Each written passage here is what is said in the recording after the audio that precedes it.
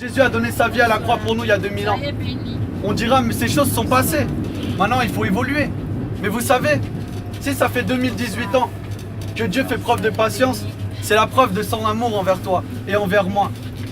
Jésus-Christ a versé son sang pour nous racheter.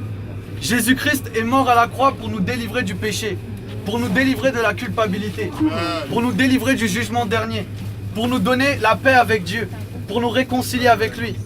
Et Jésus avait dit, celui qui croit en moi ne passera pas en jugement, mais il a la vie éternelle. Vous voyez? En fait, à cause du péché, il y a un mur qui sépare les hommes de Dieu. Dieu dit dans sa parole que le bras de Dieu n'est pas court pour agir dans ta vie. Quand tu as des détresses, tu vois, quand tu es dans la détresse, dans la crainte et dans la peur, le bras de Dieu n'est pas petit pour agir dans ta vie.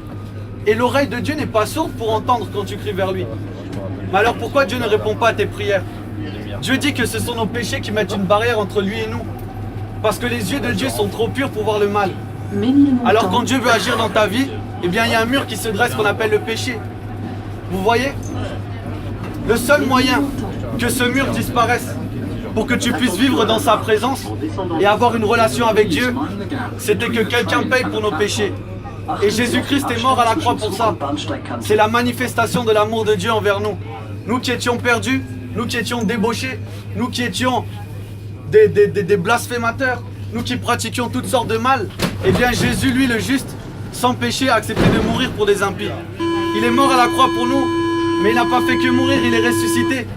Et grâce à Jésus, grâce à son sacrifice, tous ceux qui croient en lui, en fait, ne sont plus condamnés.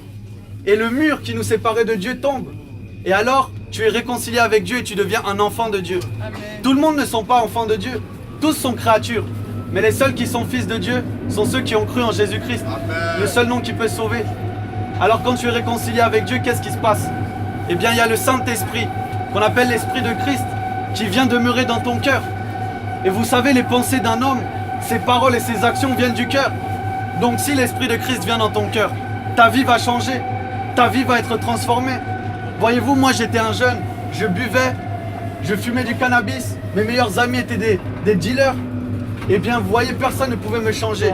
Ni ma mère, ni mes professeurs, ni la police, ni l'avenir, ni la vie, ni la mort, rien ne pouvait me changer. Mais en fait, quand j'ai fléchi de mes genoux devant le Seigneur dans ma chambre, après avoir lu les évangiles, et que j'ai invoqué celui qui est ressuscité, Jésus-Christ, eh bien j'étais réconcilié avec Dieu. Et le Saint-Esprit est venu habiter mon cœur. Et j'aimerais vous dire que celui qui m'a changé, ce n'est pas quelqu'un avec une cravache qui m'a tapé dans le dos. Ou ce n'est pas un pasteur qui est venu me faire peur avec l'enfer. Non, en fait, ce qui m'a fait changer, c'est le fait que Jésus vive dans mon cœur. Amen. Parce que Jésus, moi qui fumais du cannabis à longueur de journée, Jésus n'est pas un fumeur. Donc quand Jésus vient dans ton cœur et que tu commences à fumer, en fait tu prends du dégoût pour ces choses et tu les abandonnes naturellement. Et c'est comme ça que du jour au lendemain, ma vie a pris un virage en ce que le Seigneur a fait ce qui était impossible aux hommes, ce qui était impossible pour ma mère, ce qui était impossible pour moi-même. Jésus m'a délivré du péché. Vous voyez? Il a plus que fait que de me délivrer de la cigarette ou autre. Il m'a délivré de la racine du mal qui est le péché, qui est la séparation avec Dieu. Il est venu vivre dans mon cœur. Et à partir de ce jour, il a fait un travail en moi-même pour que je puisse lui ressembler en toutes choses. Et ressembler à Jésus, c'est vivre dans l'amour, vivre dans la lumière et vivre dans l'obéissance au commandement du Seigneur. Et comment? Combien? Combien quoi? Est-ce que je peux...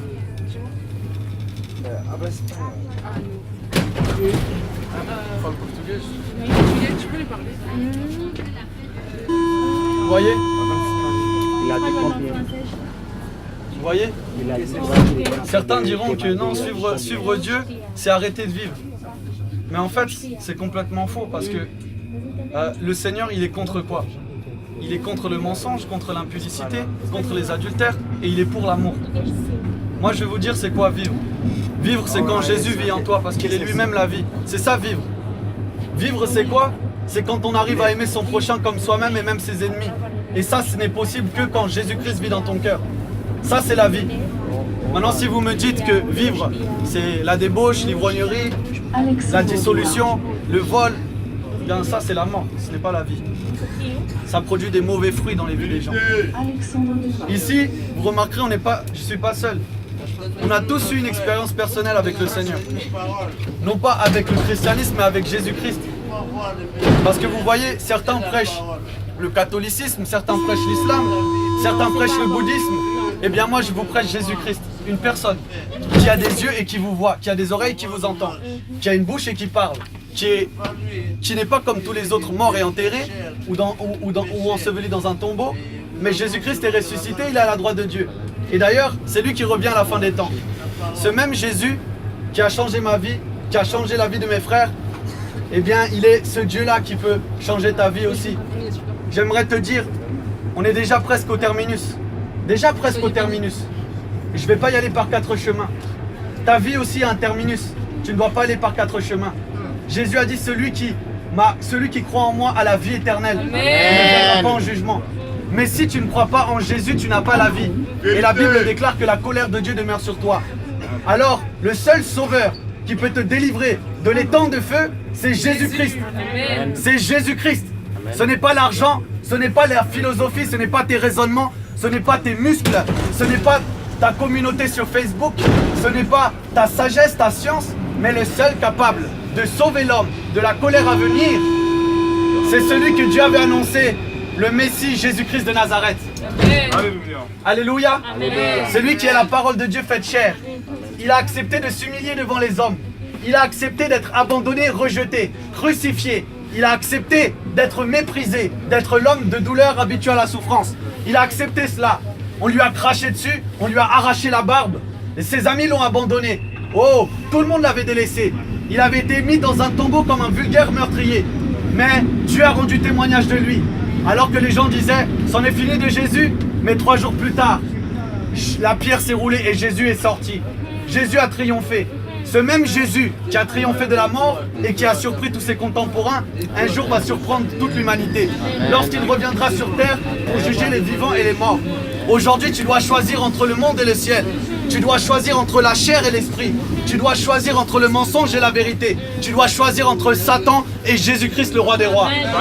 Bien aimé, quand Jésus-Christ, le roi des rois, va venir, il n'y a que ceux qui ont gardé ses commandements qui vont vivre avec lui dans le royaume.